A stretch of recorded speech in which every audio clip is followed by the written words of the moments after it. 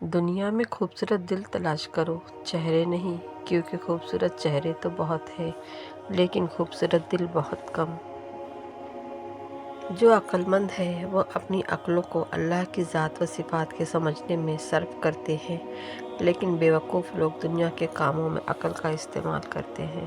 رسول اللہ صلی اللہ علیہ وسلم نے فرمایا، زمانہ جلدی جلدی گزرے گا اور دین کا علم دنیا میں کم ہو جائے گا، دلوں میں بخیلی سمائے گی اور لڑائی بڑھ جائے گی۔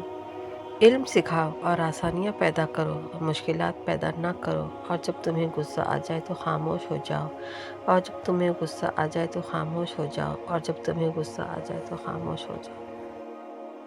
اللہ ہے نا، اور تمہارے پھیلے ہوئے ہاتھ اس بات کی گواہی ہوں گے، تم رب کائنات کے محتاج ہو، اور میرا رب تو خاموشی کو بھی سنتا ہے۔ تم میں سب سے زیادہ عزیز مجھے وہ شخص ہے جس کے عادات و اخلاق سب سے عمدہ ہو۔ آدمی کے اسلام کی خوبی یہ ہے وہ بیکار باتوں کا مشغلہ چھوڑ دے۔ بے شک اللہ تعالیٰ تکبر کرنے والے اور شیخی خوروں کو پسند نہیں فرماتا۔ بس بڑا برکت ہے اللہ جو سب بنانے والوں سے بہتر بنانے والا ہے۔ جسے نرمی دے دی گئی اسے دنیا و آخرت کی بھلائی دے دی گئی۔ صلہ رحمی، اچھا اخلاق اور اچھا پڑوسی بننا گھروں کو آباد کرتا ہے اور عمروں میں اضافہ کرتا ہے۔ اور تمہارے پاس جو بھی نعمت ہے وہ اللہ کی طرف سے ہے۔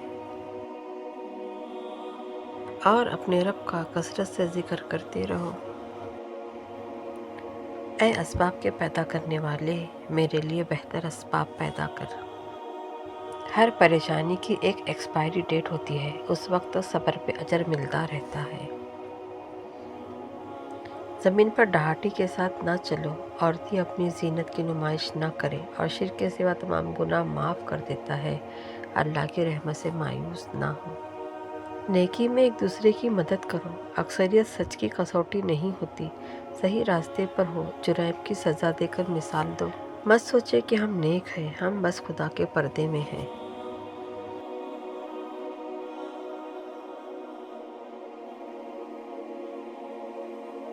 جب کوئی کہتا ہے کہ بات پیسوں کی نہیں تو یقین جانیے بات پیسوں کی ہی ہوتی ہے۔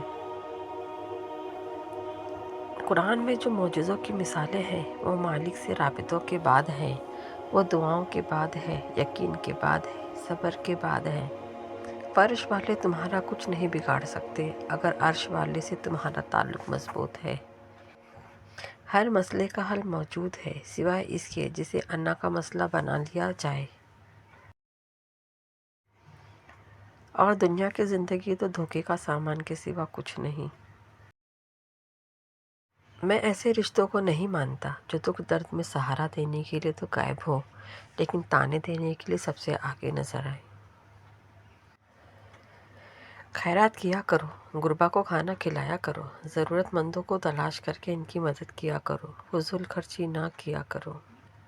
خیرات کر کے جتلایا نہ کرو، مہمانوں کی عزت کیا کرو، نیکی پہلے خود کیا کرو پھر دوسروں کو تلقین کرو، زمین پر برائی نہ پھیلایا کرو۔ دولت کو سب کچھ سمجھنا نہ سمجھ ہونے کی دلیل ہے۔ پیسہ رشتہ داری کا لائسنس بن چکا ہے، جس کے پاس نہیں وہ رشتہ داری کے نااہل ہے۔ بہترین انسان وہ ہے جو انسانوں کو فائدہ پہنچائے۔ اس جگہ مت جاؤ لوگ تمہیں برداشت کرتے ہوں، وہاں جاؤ جہاں لوگ تمہارا انتظار کرتے ہوں۔ یاد رکھیے فرائض کے چھوڑنے سے جو عذاب آتے ہیں وہ وظائف کے پڑھنے سے ختم نہیں ہوتے۔ اللہ پاک کو راضی کرنے کا سب سے بہتر طریقہ نماز ہے، لہٰذا نماز باقاعدگی سے ادا کرتے رہو۔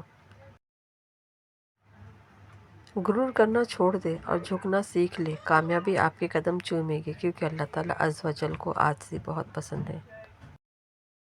پوری کائنات میں کوئی کسی کا اتنا انتظار نہیں کرتا جتنا رب کریم اپنے بندے کی توبہ کا کرتا ہے۔ مقافات عمل کی چکی چلتی بہت آہستہ ہے مگر پیستی بہت باریک ہے۔ ایسے لوگوں کی صحبت اختیار کرے جو اللہ والے ہوں کیونکہ اللہ والے لوگ دل نہیں توڑتے۔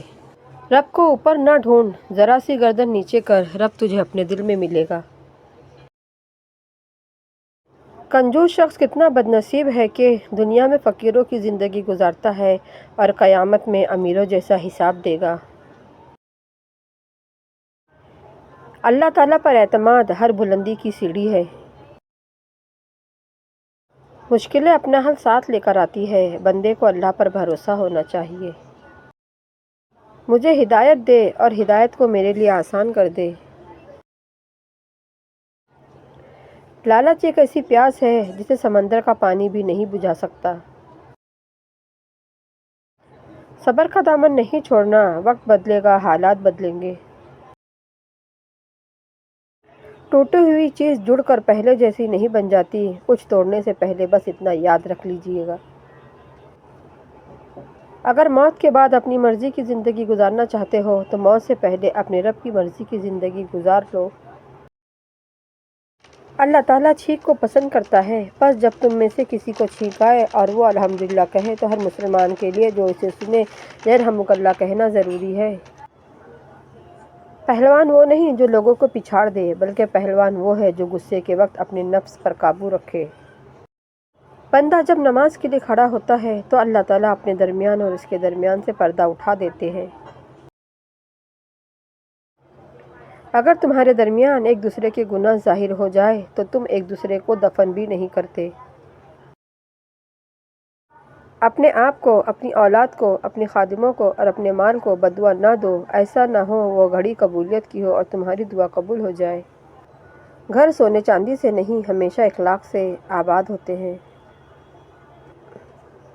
نہ صورت بری نہ سیرت بری، برا وہ جس کی نیت بری۔ تمہارا اپنے مسلمان بھائی کے دل میں خوشی داخل کرنا مغفرت کو واجب کرنے والے اعمال میں سے ہے۔ بیٹیوں کو برا نہ سمجھا کرو کہ وہ انتہائی گراں قدر غمخوار ہوتی ہیں۔ محمد صلی اللہ علیہ وسلم وہ واحد شخصیت ہے جن کی وجہ سے قیامت جیسا خوفناک دن بھی خوبصورت ہو جائے گا۔ علم وہ نہیں یاد کیا گیا بلکہ علم وہ ہے جو نفع دے۔ غلطی کا اقرار کر لینا اس پر ڈٹے رہنے سے بہتر ہے۔ دولت کا نشہ بربادی کے طوفان سے اترتا ہے۔ حیات زندگی کے سب سے قیمتی لمحات وہی ہے جو یاد الہی میں گزر جائیں۔ تمام تعریفیں اور شکر ہر حال میں اللہ کے لیے۔ تمہاری عقل تمہیں بے فائدہ کاموں سے روکے تو تم واقعی عقل مند ہو۔ کسی انسان کی سوچ پڑھنی ہو تو اس سے مشورہ کر لے، اس کے مشورے سے اس کا انصاف، نیکی، بدی اور علم سب جان لیں گے۔ جس کے دل میں رائی کے دانے کے برابر بھی تکبر ہوگا وہ جنت میں نہیں جائے گا۔ اس شخص کے لیے جنت کی خوشخبری ہے جس کے نامہ اعمال میں کثرت سے استغفار پایا گیا۔ سبحان اللہ و بحمدہ، سبحان اللہ العظیم، یہ دو کلمے زبان پر ہلکے، میزان پر بھاری اور رحمان عز و جل کو پسند ہے۔ نبی کریم صلی اللہ علیہ وسلم نے ارشاد فرمایا، بڑے بھائی کا حق چھوٹے بھائی پر ایسا ہے جیسا کہ باپ کا حق بیٹے پر۔ تم جہاں کہیں بھی ہوگے موت تمہیں آئے گی اگرچہ تم مضبوط قلعوں میں کیوں نہ ہو۔ صدقہ زیادہ دیا کرو، اس سے تمہیں رزق ملے گا۔ حضور سے پوچھا گیا کون سا صدقہ افضل ہے؟ فرمایا تنگ دست کا بقدر طاقت صدقہ دینا اور وہ صدقہ جو فقیر کو پوشیدہ طور پر دیا جائے۔ صدقہ گناہ کو ایسے مٹاتا ہے جیسے پانی آگ کو بجھاتا ہے۔ مولا علی نے فرمایا ہر شخص کا غم اس کی ہمت کے مطابق ہوتا ہے۔ غم آدھا بڑھاپا ہے۔ بے شک اللہ پاک کا سودا مہنگا ہے اور اللہ پاک کا سودا جنت ہے۔ انسان کے دل کا بدترین لباس حسد ہے۔ ضرورت سے زیادہ کا سوال نہ کرو اور مل جانے سے زیادہ طلب نہ کرو۔ اپنے مال کی زکوٰۃ نکالو کہ وہ پاک کرنے والی ہے جو تجھے پاک کر دے گی۔ انہوں نے کہا وہاں جاؤ جہاں تمہاری اہمیت ہو۔ چنانچہ ہم اللہ کی طرف لوٹ گئے۔ اور آپس میں جھگڑا نہ کرو ورنہ تم کمزور پڑ جاؤ گے، اور ہم تمہیں آزمانے کے لیے بری بھلی حالتوں میں مبتلا کرتے ہیں۔ اچھا گمان عمدہ عبادت ہے۔ تمہیں کیا ہو گیا ہے کہ تم اللہ کی عظمت سے بالکل نہیں ڈرتے؟ نظر کا لگنا حق ہے۔ اگر کوئی چیز تقدیر پر سبقت لے جانے والی ہوتی تو وہ نظر ہوتی۔